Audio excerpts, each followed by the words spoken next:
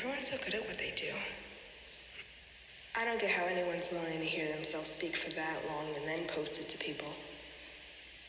Then again, I still listen to myself speak, but even I sound better in my own head. I fear if I scroll down for a second time, I'm gonna get an even further art block. Okay, time to get up. I'll be honest, a lot of thoughts cross my mind faster than I can even put them down digitally. Though I think my fear of posting online stemmed from when I was a lot smaller. Though, it never stopped me from holding a conversation as well as I do now. I mean, even before I got in here, I was in a call with a bunch of random people just to set myself up for recording. So here we go again with some more Roblox gameplay in the background as I continue to go on about characters I made around my years. You know, as one does. So, like anybody else who grew off of the 2000s, I fell in love with cartoons from Steven Universe to The Amazing World of Gumball, and even a few other ones that I probably wasn't supposed to be watching before I got addicted to YouTube content. Though, as a lovely consumer myself, I began inching towards the anime community as I started to fall in love with the diverse ways of storytelling, especially when it came to the magical girl genre overall, or as Google might call it, Maho Shoujo. Yeah, anyway, despite that, seeing how the main characters in the series saved the world while also balancing their school life at the same time almost felt inspiring to me. I don't know, it's just I've never seen something so visually stimulating as a group of preteens changing their forms limited to an outfit change. Despite that, second grade me with my own batch of friends would make history by developing our own group of magical girl heroes. With my constant growing skills of a traditional artist and my friends' favorite color combinations, I present to you Yeah, they look a little harsh, don't they?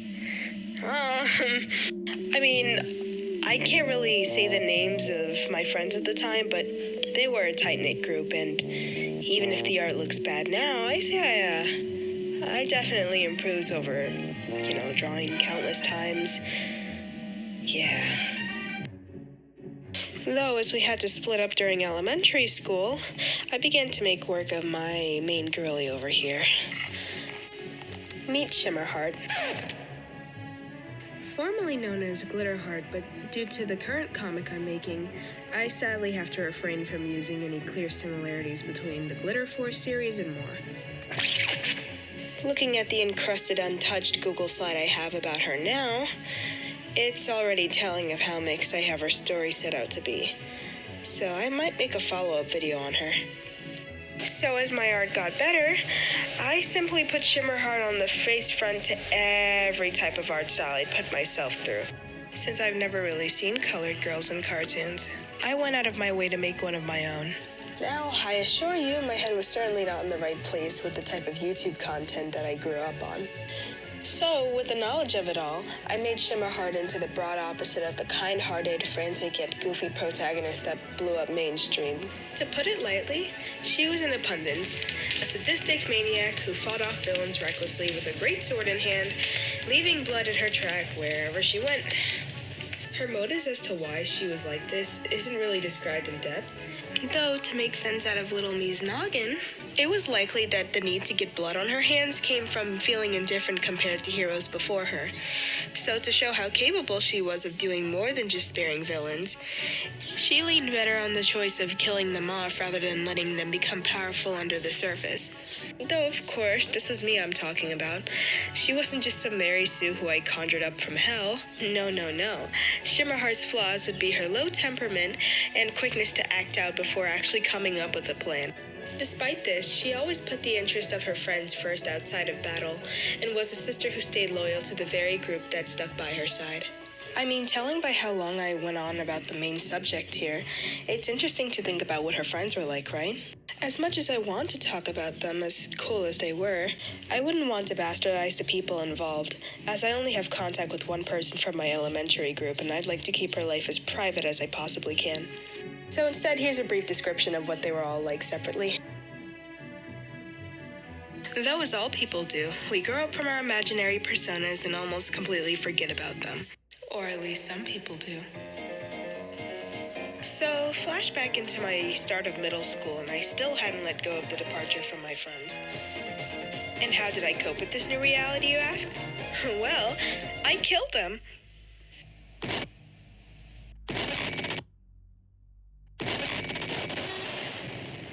And not by some ultra evil force or something. You know how in every magical girl group there would be this flashy ability that turns them into some sort of tank or makes them a complete menace? Well, luckily for our protagonist and her friends, they had that too. Except it didn't come from gathering energy from allies or a period of immense personal growth. It instead was activated by a stressful flight or fight response. So you can guess who killed them all, right?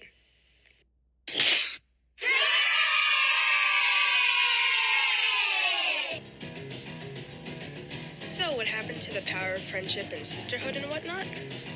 Well, middle school me thought it would be a wonderful idea if I just cut them out of my life like they didn't exist to begin with. Now, in defense of Shimmerheart, the whole event of when the freakout happened was a result of being cornered by one of the ongoing villains of the story. A sadistic maniac who fought off what the hell? Hey, shut up! I'll get to that later! So, once she killed off her friends and life on Earth as a whole, she was met with the tranquilizer to her back and fell into a 4-year coma. Turns out, when she woke up, she was met with the younger sister of one of the heroes who survived the massacre, and upon seeing her wake up, decided to give her a good old-fashioned pep talk. How the pep talk went exactly, well, Burn my house to the ground! My family's dead! What'll I do? I'm gonna find you, fucker. This girl's name is Aaliyah, the younger sister to one of the deceased heroes that fought alongside Shimmerheart during their city escapades, making the tragic end to a once playful and carefree atmosphere into a dreadful memory to look back on in the shape of a familiar face. This lonesome little girl mirrored one of Shimmerheart's biggest fears.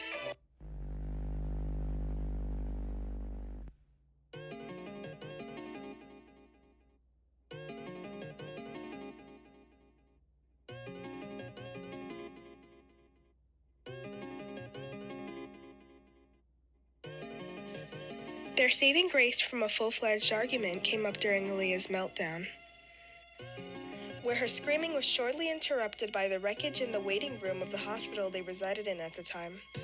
Turns out that this clear destruction of property was caused by none other than a biblically accurate angel? Yeah, that sounds about right, actually. A biblically accurate angel that tells Shimmerheart that her life is a written lie, and in order to receive the life she deserves, she must bring her author back to purgatory. And so the three have a discussion on why she should even contribute to such a risky offer, until Shimmerheart finally caves in and is immediately turned into stone by the angel, gifted with a completely different outfit and a different name to pave the way for her unexpected growth as a character. As the script reads, "From now on, your name will be Afterheart. You're a guardian for the heavens now. And earn title for the end of one's personal upbringing. Embodiment of pure sisterhood for ones without sisters to look up to. As empathy shall run through your veins like a coordinated river.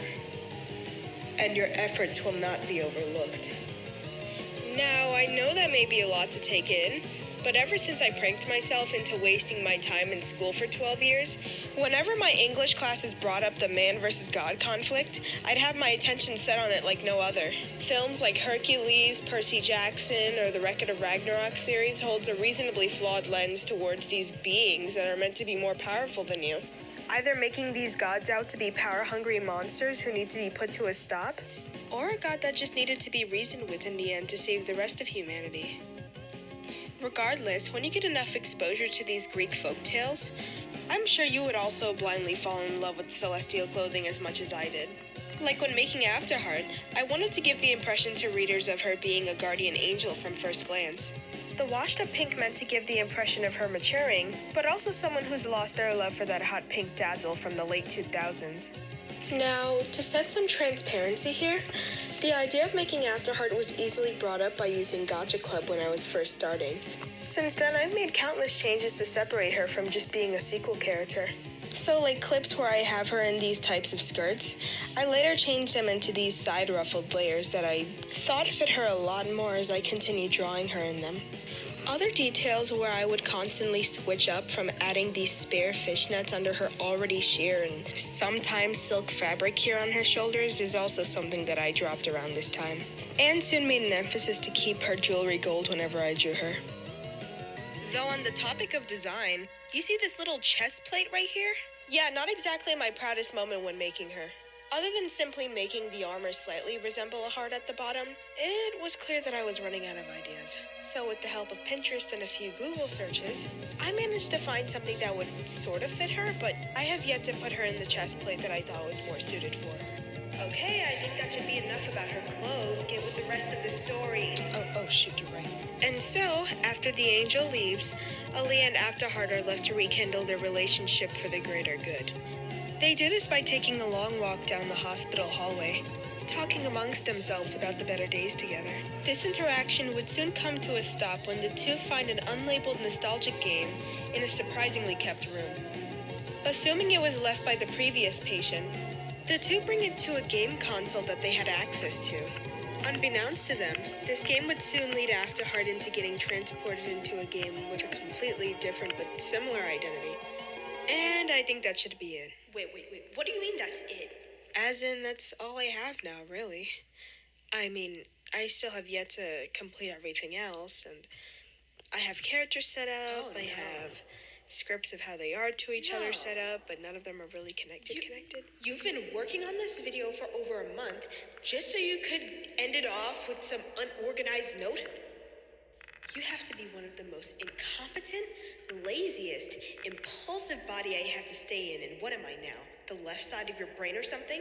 Well, really, I think you're more of my existential dread in a character, but I have yet to see you, really.